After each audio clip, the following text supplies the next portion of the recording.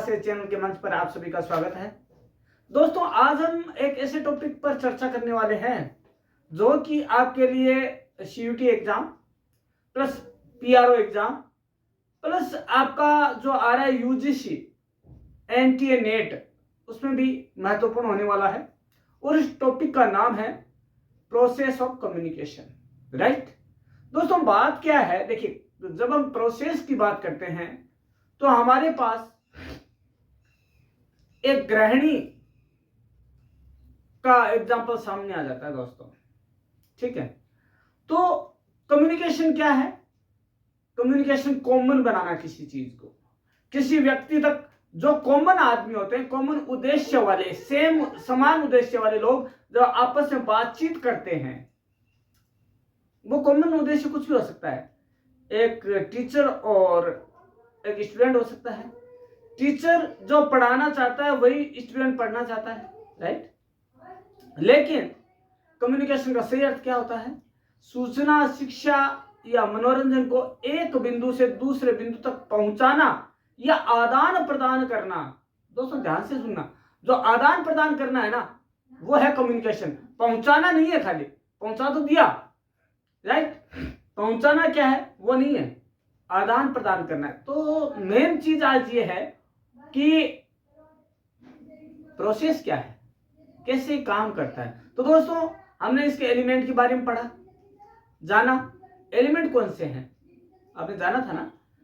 First of all idea, second communicator या gate keeper, right, जिसे हम सेंडर या प्रेषक भी कहते हैं। राइट, अगला है मैसेज, राइट, एनकोड, राइट, उसके बाद आया आपका मीडिया, उसके बाद डीकोड, राइट, उसके बाद क्या होगा, सोचिए, अपन ने पढ़ा तो है, वो है आपका रिसीवर या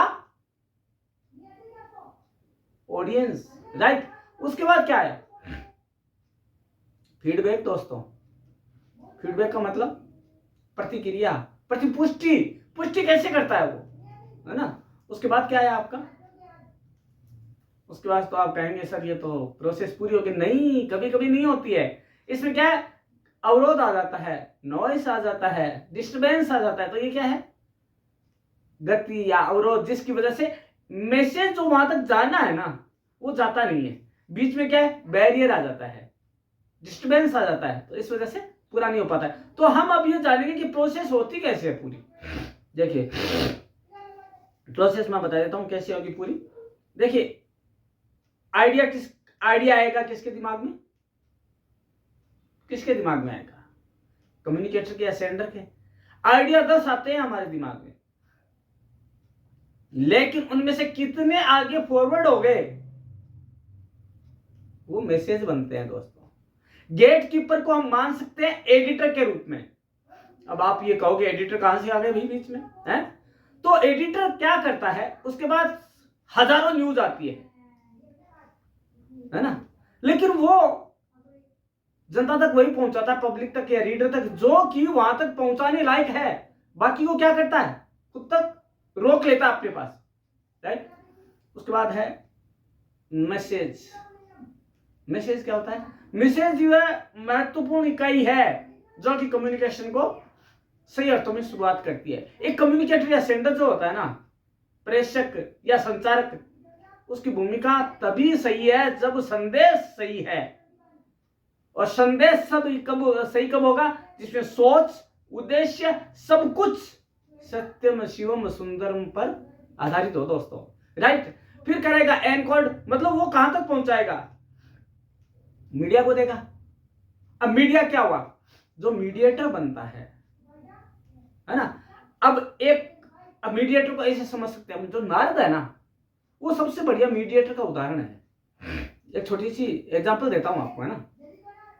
एक भक्त था भगवान का, और जोर जोर से चिल्ला रहा, चिल्ला नहीं मतलब भगवान की भक्ति कर रहा, हरे राम हरे राम हरे राम। 200 साल हो गए साहब।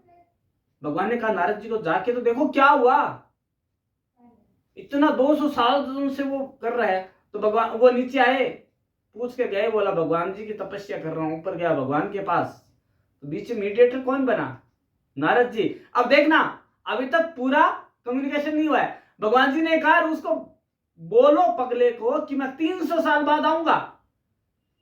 नारद जी ने जाके क्या कहा उसको, बोले भगवान जी तो कह रहे 300 साल बाद आऊंगा, तुम अभी भी ऐसे नाच रहे हो, और जोर से नाचने लग गया। बोला पता तो लगा भगवान जी यहाँ कब रहे हैं। तो दोस्तों मतलब कहने का क्या है, प्रतिपुष्टि हो गई ना, प्रतिक्रिया हो गई। प्रतिक्रिया क्या, वो और तेजी से नाचने लग गया, खुश हो गया कि 300 साल बाद भगवान ने कहा उस दिन तो आएंगे। तो दोस्तों ये मैसेज का डिकोड होना हो गया, उसके बाद क्या मैसेज हो गया, उसके बाद मीडिया भी हो गया, राइट। लेकिन वो जिन अर्थों में गया वो डिकोड हुआ, एनकोड पहले हुआ, राइट।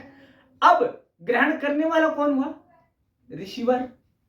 रिसीवर तक आ गई, ये प्रोसेस यहां तक होगी, लेकिन अभी तक प्रोसेस पूरी नहीं होती है, क्योंकि कई बार बीच में कौन आ जाता है, ऑडियंस आ जाती है, जो कि केवल श्रोता है, प्रापक नहीं है। प्रापक और श्रोता में फर्क क्या है, श्रोता के काम की चीज हो या नहीं हो ये डिपेंड करता है, लेकिन प्रापक के काम की है वो जरूरी है। रिसीवर जिसे प्राप्त करके क्या करेगा, प्रतिपुष्टि करेगा, फीडबैक देगा, प्रतिक्रिया देगा, वो क्या है, राइट, वो क्या है, रिसीवर है। लेकिन दोस्तों अब वापस पूरी प्रोसेस चलती है।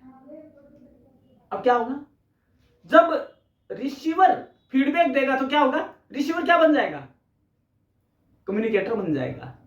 कम्युनिकेटर के दिमाग में आएगा अच्छा मेरे को ये जवाब देना है उसको, तो क्या करेगा, वो किसी भी रूप में जवाब दे सकता है। भाषा कोई भी हो सकती है उसकी, इशारा हो सकता है, या कुछ मुंह से कह सकता है, या फिर चेहरे के हाव भाव हो सकते हैं, है ना।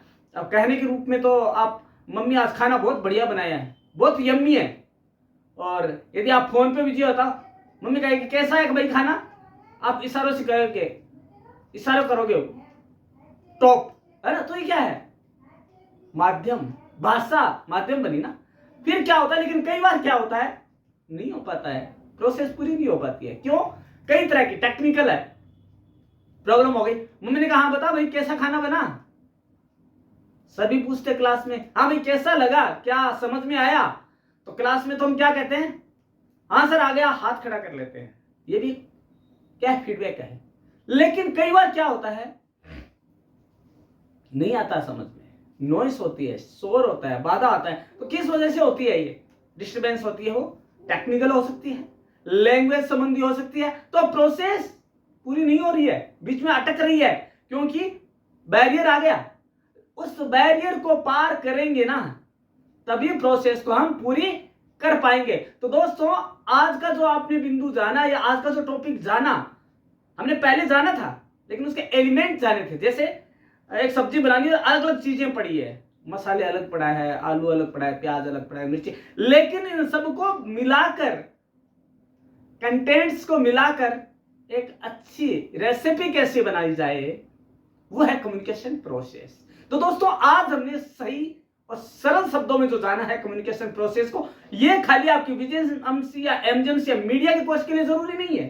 तो किसके लिए जरूरी है, आपके सीयूईटी में आपका पेपर होता है मीडिया स्टडीज का, 318 नंबर पे आता है, ठीक है, वापस दोहरा रहा हूं 318 नंबर पे। उसके बाद आपका क्या आ सकता है, पीआरओ का एग्जाम, जो आरपीएससी ने अभी फॉर्म निकाल रखे हैं, उसके लिए तैयारी में काम आएगा।